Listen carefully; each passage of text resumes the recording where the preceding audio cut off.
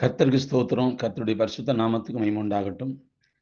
ஆண்டவராகிய இயேசுவின் நாமத்தில் காலை வேளையில உங்களை வாழ்த்துகிறேன். கர்த்தருக்குள்ளாக உங்களை ஆசீர்வதிக்கிறேன். கர்த்தர் தாமே இந்த நாளையும் உங்களுக்கு ஆசீர்வாதமாக அவர் வழிநடத்தி தருவாராக. பிரியமானவர்களே, தியானத்திற்காக எடுத்துக்கொண்ட பரிசுத்த வேதாகமத்தினுடைய பகுதி உபாகமம் புஸ்தகம் 28வது அதிகாரம் 2வது வசனம். உபாகமம் புஸ்தகம் 28ஆம் அதிகாரம் 2வது வசனம்.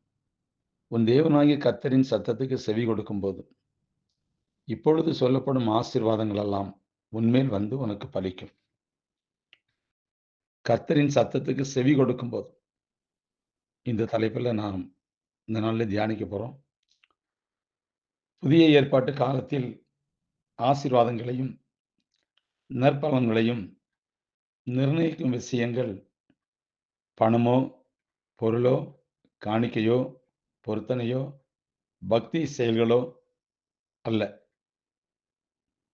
இயேசுவை இரட்சகராக ஏற்றுக்கொள்ளுதல், மனம் திரும்புதல், ரட்சிப்பு பெறுதல், வாழ்க்கை மாற்றம் பெறுதல், குணாதிசயம் மற்றும் இன்னும் மாற்றங்களை பெறுதல், தேவனை கனப்படுத்தி வாழ்தல், கனி கொடுத்தல், பிறருக்கு உதவுதல் போன்ற ஆவிக்குரிய நற்பண்புகளும் செயல்களும் தான் ஒருவருடைய வாழ்க்கையில் ஆசீர்வாதம் பெறுவதற்கான அடிப்படையாக உள்ளது.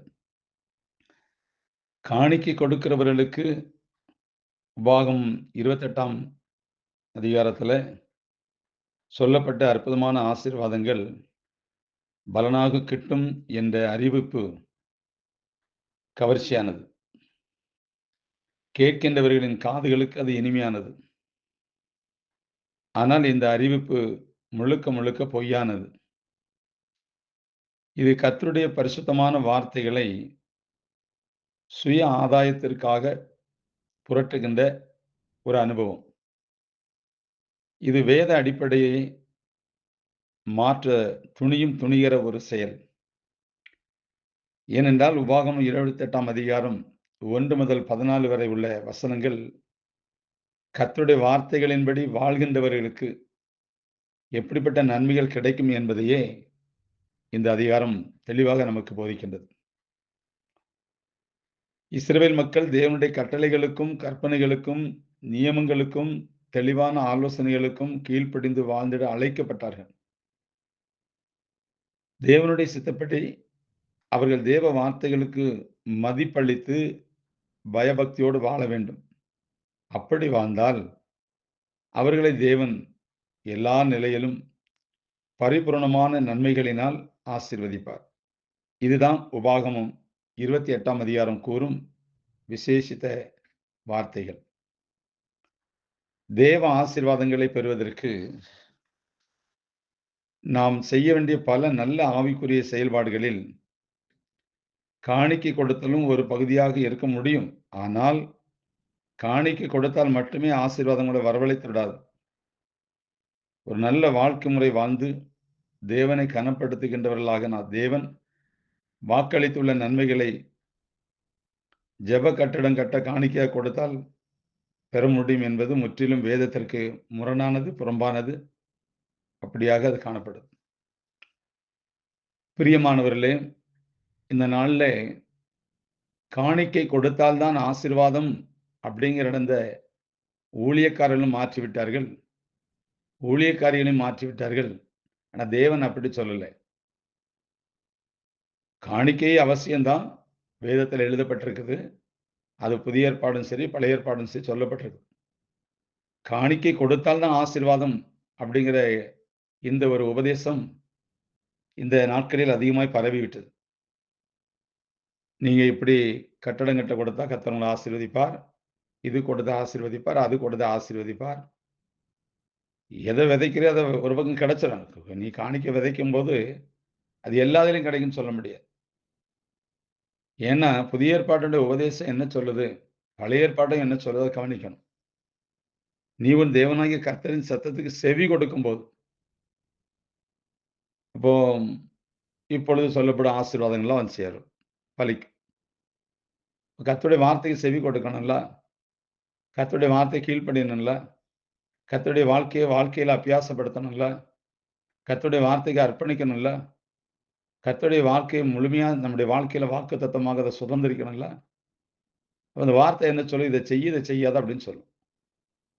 அப்ப எதை செய்யணுமோ அதை செய்யணும், எதை செய்யக்கூடாதோ செய்யக்கூடாது. அப்பதான் இந்த ஆசீர்வாதம் வந்து தங்கும். ஆனா இன்றைய நாட்கள்ல வேதம் ஒரு வகையாக நீதியாக சொன்னாலும், அந்த நீதியின் வசனத்தை புரட்டி போட்டு, நீ மனம் திரும்ப வேண்டாம், பாவ மன்னிப்பு பெற வேண்டாம், பாவ அறிக்கை செய்ய வேண்டாம், நீ உன் மனம் போல வாழலாம், ஆனா கர்த்தருக்கு காணிக்கை கொடுத்தா நீ ஆசீர்வாதமா இருப்ப. அது தவறானது. தவறான வார்த்தை. புதிய ஏற்பாடு நமக்கு தெளிவா சொல்லுது.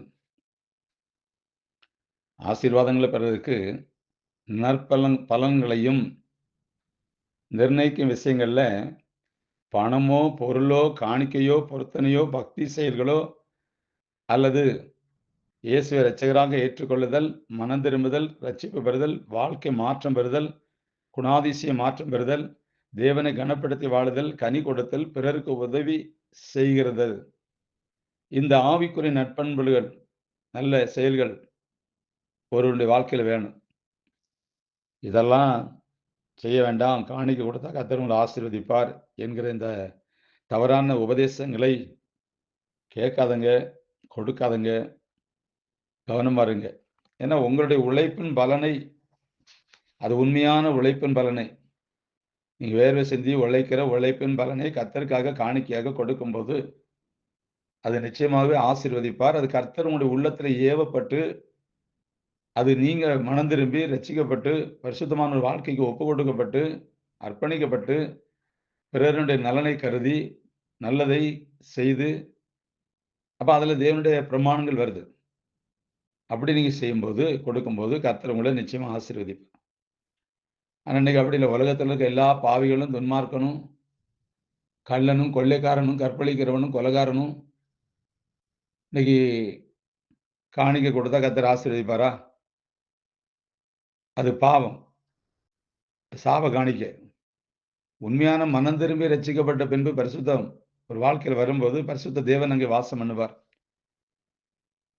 அதனால இன்னைக்கு கடைசி காலத்துல வந்திருக்கிறோம். இப்படி ஒரு தவறான உபதேசங்கள் இன்னைக்கு போய்கிட்டு இருக்குது. மக்களும் மதிமயங்கி போய் கொடுக்குறாங்க.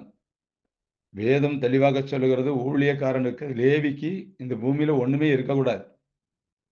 இந்த பூமியில ஒரு அடி நிலம் கூட அவனுக்கு இருக்கக்கூடாது. ஊழியம் செய்கிற கர்த்தருடையவர்களுக்கு அவன் பெயர்லயோ, மனைவி பிள்ளைகள் பெயர்லயோ வேதத்தின் அடிப்படையில லேவி கோத்திரத்துக்கு ஒரு அடி நிலம் இருக்கக்கூடாது அப்படின்னு கர்த்தர் எழுதி வச்சிருக்கிறார். அப்ப அப்படி ஊழியம் செய்கிற ஊழியத்தை பார்க்கணும். அப்படி பொருத்தனோட ஊழியம் செய்கிற ஊழியத்தை பார்க்கணும். ஆத்மா இல்லை, 4 பேர் தான் இருக்கிறாங்க. ஆனா 5 பேர் ஏறி போற கார் வீட்டில் இருக்கு. இப்படியும் ஊழியங்கள் இருக்கு. அதனால பிரியமானவர்களே, நீங்க கர்த்தருடைய வசனத்துக்கு கீழ்ப்படியுங்கள். அதைத்தான் வேதம் சொல்லுது. நீ உன் தேவனாய் கர்த்தரின் சத்தத்துக்கு செவி கொடுக்கும்போது, இப்பொழுது சொல்லப்படும் ஆசீர்வாதங்கள் எல்லாம் உன்மேல் வந்து உனக்கு பலிக்கும். நான் கர்த்தருடைய வார்த்தையெல்லாம் கேட்க மாட்டேன், என் இஷ்டத்துக்கு வாழ்வேன், எனக்கு ஆசீர்வாதம் வேணும், காணிக்கை மட்டும் கொடுத்தா போதும் அப்படிங்கிற இந்த தவறான எண்ணத்தை விட்டுட்டு, உண்மையான ஒரு மனம் திரும்புதலோட கர்த்தருடைய பாதத்துல உங்களை முதலாவது காணிக்கையா செலுத்துங்க. பின்னாடி உங்களுடைய காணிக்கையில செலுத்துங்க. அது உங்களுக்கு ஆசீர்வாதம். இறைவனுடைய பாடங்களை கற்றுக்கொள்ள விரும்பாதோர் அவருடைய நன்மைகளை பெற்றுக்கொள்வது இயலாத காரியம். அவருடைய நன்மைகளை பெற்றுக்கொள்வது இயலாத காரியம். பிரியமானவர்களே, கடைசி காலம், வஞ்சகமான காலம், வஞ்சிக்கிற காலம், ஏமாற்றப்படுகிற காலம். ஏமாறாதீர்கள். கர்த்தருடைய வசனத்தை கவனித்து பாருங்கள். அதை உற்று பார்த்து உங்களை அர்ப்பணியுங்கள். முதலாவது காணிக்கை அல்ல, முதலாவது நீங்கள் கர்த்தருக்கு வேணும். அந்த இடத்தை நிரப்புங்க. கர்த்தர் நிச்சயமாக உங்களை ஆசீர்வதிப்பார். God bless you.